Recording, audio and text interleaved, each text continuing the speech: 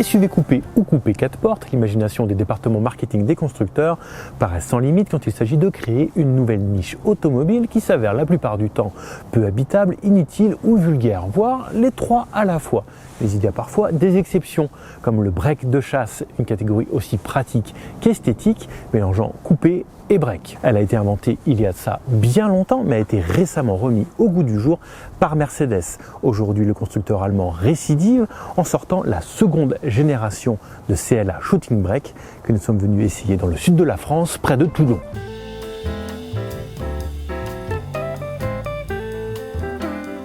C'est en 2012 que la marque à l'étoile fait renaître de ses cendres la catégorie des breaks de chasse, en lui ajoutant 2 portes au passage, avec la CLS Shooting Brake de première génération.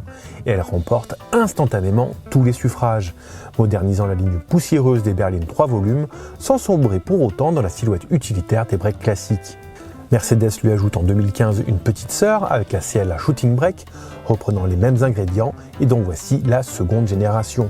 Une proue particulièrement agressive et une ligne de toit fuyante venant mourir sur une poupe rebondie, c'est tout autant une réussite. Mais si cette CLA Shooting Brake est indiscutablement agréable à l'œil, est-ce que la forme dessert la fonction? En bref, est-ce qu'il y a autant de place à l'arrière qu'un bon volume de coffre? Et la réponse est oui, 2 adultes peuvent prendre place confortablement sur la banquette et disposent d'espace au niveau des genoux et de la tête, contrairement au CLA coupé, et il y a largement de quoi faire pour accueillir leur bagage dans le coffre avec 505 litres. C'est seulement 10 litres de plus que la génération précédente, mais par contre l'ouverture, si elle est toujours très haute, est par contre beaucoup plus large, ce qui facilite grandement le chargement et ce qui en fait une familiale accomplie. On retrouve à bord la spectaculaire planche de bord de la classe A et de tous ses dérivés, avec son impressionnant système de double écran allant jusqu'à 2 x 10 pouces et ses magnifiques bus d'aération en forme de turbine.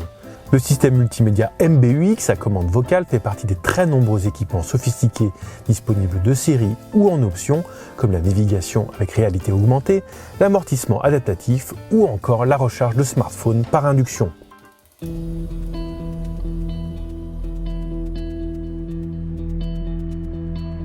3 diesels de 116 à 190 chevaux et pas moins de 5 essences de 136 à 421 chevaux sont proposés au lancement, mais le meilleur choix est sans aucun doute celui de notre version d'essai, une 200, équipée du 1,3 litre turbo de 163 chevaux et 250 Nm, associée à une boîte de vitesse double embrayage à 7 rapports. En conduite souple et économique de tous les jours, vous pouvez espérer une consommation moyenne de 7 litres au 100 km grâce à la désactivation des cylindres.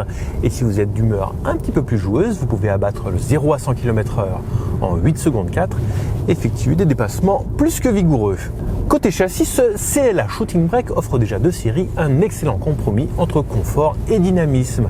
Mais l'ajout de l'option du châssis adaptatif, facturé 1 200 € et comprenant aussi le train arrière à 4 bras, transfigure totalement l'expérience avec une agilité tout ce qu'il y a de plus ludique sans pour autant sacrifier vos vertèbres.